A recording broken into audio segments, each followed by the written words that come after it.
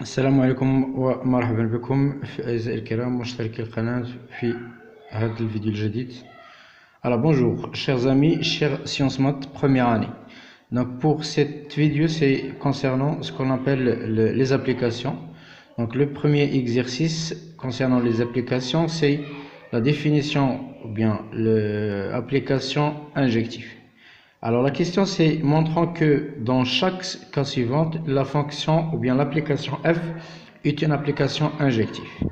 Alors qu'est-ce que ça veut dire une fonction injective?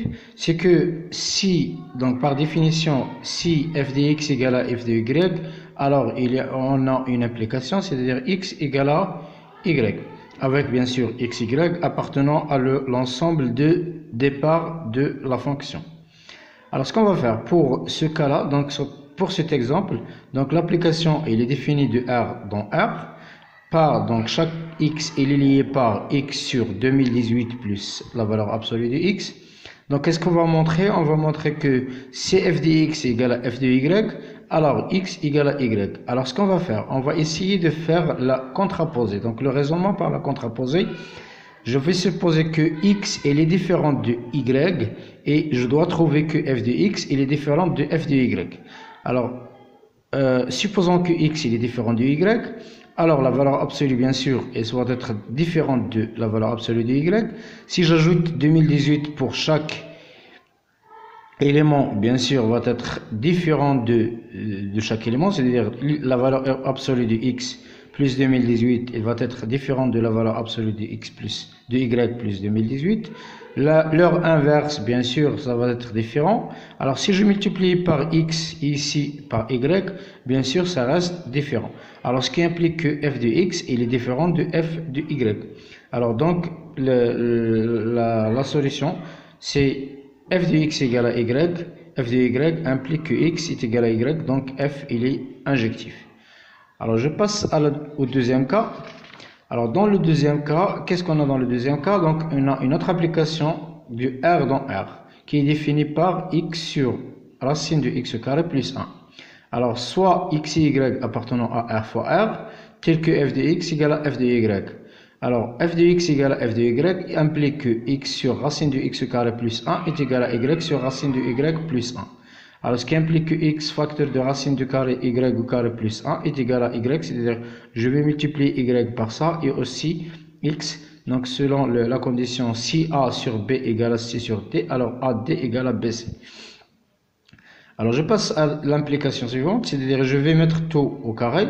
Donc, bien sûr, j'aurai x au carré, y au carré plus 1 est égal à y au carré facteur de x au carré plus 1.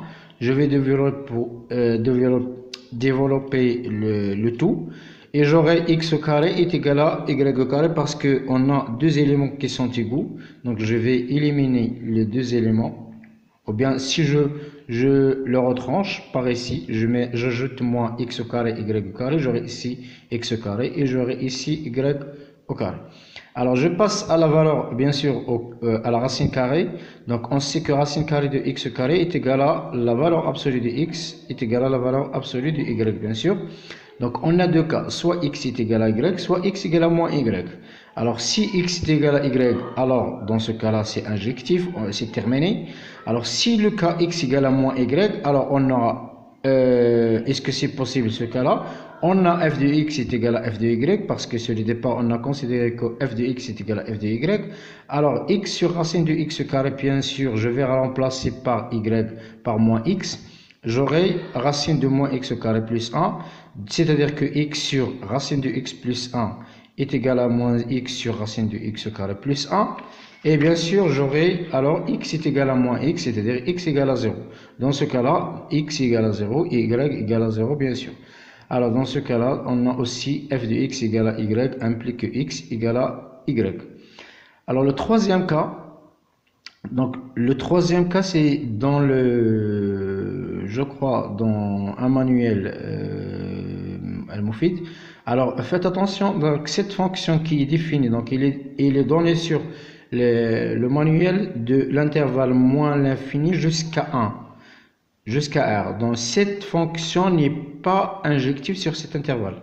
Alors, je l'ai corrigé. J'ai arrêté juste donc de moins l'infini jusqu'à 1 demi. vers l'ensemble R, qui est défini par x carré moins x. Je vais vous dire pourquoi il n'est pas injectif, donc à la fin de la vidéo, je vais vous montrer pourquoi il n'est pas injectif sur moins l'infini 1. Pardon. Alors je vais prendre x y appartenant à l'intervalle moins l'infini 1 demi et moins l'infini 1 demi, bien sûr, c'est l'intervalle moins l'infini 1 demi ouvert. Alors f de x égale à f de y implique x carré moins x est égal à y carré moins y, ce qui implique x carré moins x moins y carré plus y égale à 0, qui implique x carré moins y carré moins x moins y égale à 0. Alors je vais factoriser par x moins y et je vais trouver que x moins y facteur de x plus y moins 1 égale à 0, ce qui implique que x moins y égale à 0 ou x plus y moins 1 est égal à 0. Alors, puisqu'on a x il est inférieur à 1 demi, y est inférieur à 1 demi, alors x plus y il est inférieur à 1, parce que je vais faire la somme des deux inégalités, et je vais x plus y, ça va être 1 demi plus 1 demi, c'est 1. C'est-à-dire que x plus y moins 1, il est inférieur strictement à 0, c'est-à-dire qu'il est différent de 0. Donc, il reste le cas où x moins 1 égale à 0, x moins y égale à 0, c'est-à-dire x égale à 0, et x égale à y. Alors, dans ce cas-là, f il est injectif sur l'intervalle moins l'infini 1 demi. Alors, ce que je vais faire, je vais vous montrer pourquoi f il n'est pas injectif sur l'intervalle moins l'infini 1. Alors, parce que si je prends f de 0, il est égal à 0, je vais remplacer, parce que la fonction, normalement, il est égal à x carré moins x. Donc, f de x est égal à, bien, l'application elle est définie par x carré moins x. Alors si je trouve donc f de 0 est égal à 0 moins 0, c'est 0. Et aussi f de 1 est égal à 1 au carré, c'est 1 moins 1, c'est 0. Alors dans ce cas-là, f de 0 est égal à 0 et f de 1 est égal à 0. C'est-à-dire que f de 0 est égal à f de 1, mais 0 il est différent de 1. Dans ce cas-là, il n'est pas injectif. Alors, dans la deuxième vidéo, je vais faire une autre vidéo concernant les applications surjectives.